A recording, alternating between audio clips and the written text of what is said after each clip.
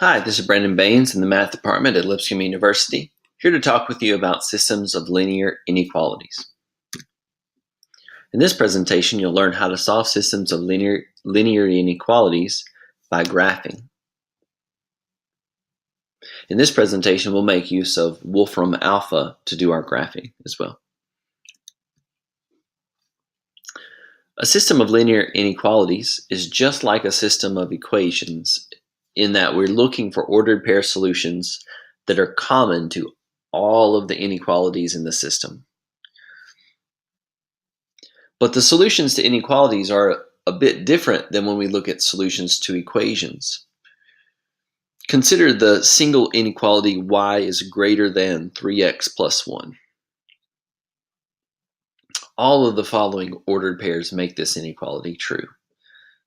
The ordered pair 112, the ordered pair 418, the ordered pair negative 100, 1. And that's not all. There are plenty more solutions to this inequality. In fact, there are an infinite number of solutions.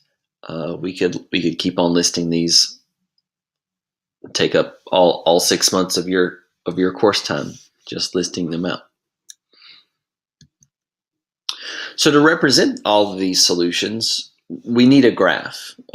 We need a visual display of where these solutions are. And for this, we'll use wolframalpha.com. We certainly can do these by hand as well.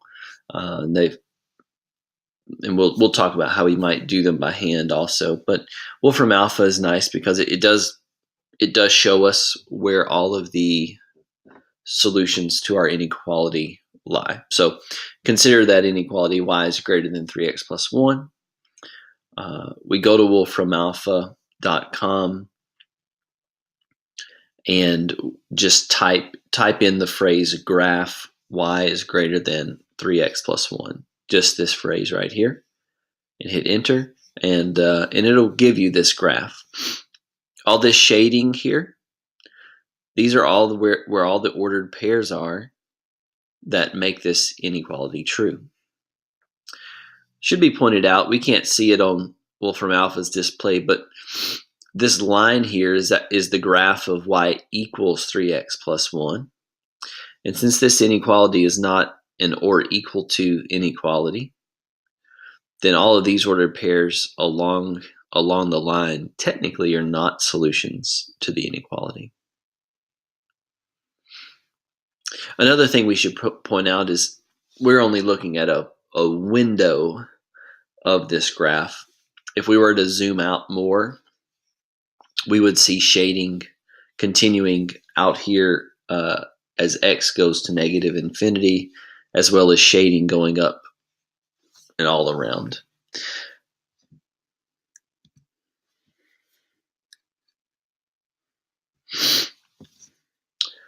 Well, when graphing systems of linear inequalities, we only want to shade where the solutions overlap, keeping in mind that when we solve a system of equations, we're looking for common ordered pairs that are solutions.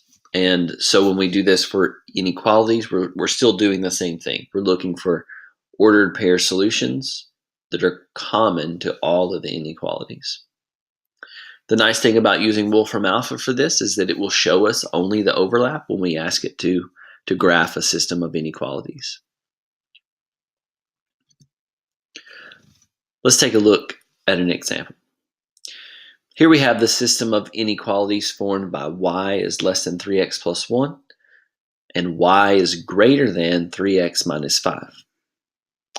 If we go to wolframalpha.com and type in graph y less than 3x plus 1 and y greater than 3x minus 5, you'll get the following output when you hit enter. And you'll notice here this section represents ordered pairs that are common to both of these inequalities. Similar notes should be made. These two lines, in this case, technically would not be solutions because these inequalities do not include equal to. Okay, and this is the graph of these equations. And it should also be noted that if we zoomed this graph out, we should see shading continuing on in this pattern up and down. So this is a region that would extend infinitely in both the positive y values and negative y values. Let's consider another example. In this case, we have the system of inequalities formed by y greater than 0, x greater than 0, y greater than or equal to 2x plus 1, and y less than or equal to negative 4x plus 13.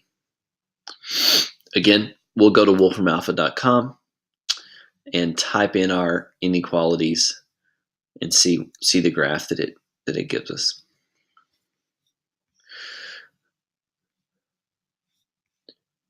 Again, to ask it to do that, we simply type in this phrase here, graph y greater than 0, comma, x greater than 0, comma, y greater than or equal to 2x plus 1, comma, and y less than or equal to negative 4x plus 13.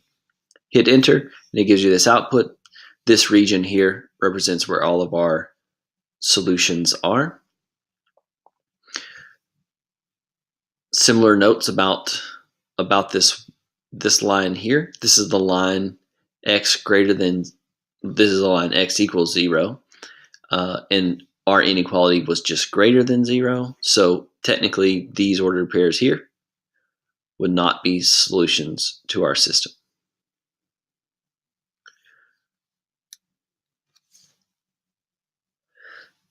Let's talk for a moment about how we might graph these by hand. To graph these by hand, if we weren't going to use Wolfram Alpha, we would first start by graphing each of these equations. When we graph each of these equations, we would get a bunch of lines. We would get, for y greater than 0, if we graph that as a line, we would get this horizontal line here. For x greater than 0, we would get this vertical line. For y greater than 2x plus 1, we would get this line here. And for y less than or equal to negative 4x plus 13, we would get this line. And so we would see where those lines intersect, forming this region. The second thing we would have to determine is where the shading should go. And the way we determine that is to simply pick ordered pairs in different regions and see which ones are solutions. And so once you find that this is the region that contains your solutions, then you know that it's the only region. So regions do not hop around here. So we can kind of check that out here with the ordered pair 1, 5. Okay, when x is 1 and y is 5. We can verify the y value 5 is greater than 0, so that works. X greater than 0, yes, when x is 1, it's greater than 0. We plug into 2x plus 1, the x value of 1, we would get 3, and 5 is indeed greater than 3. When we plug in 1 into negative 4x plus 13, we get 9, and 5 is indeed less than or equal to 9. So the ordered pair 1, 5 works for all of our inequalities. So this must be where the solution region is.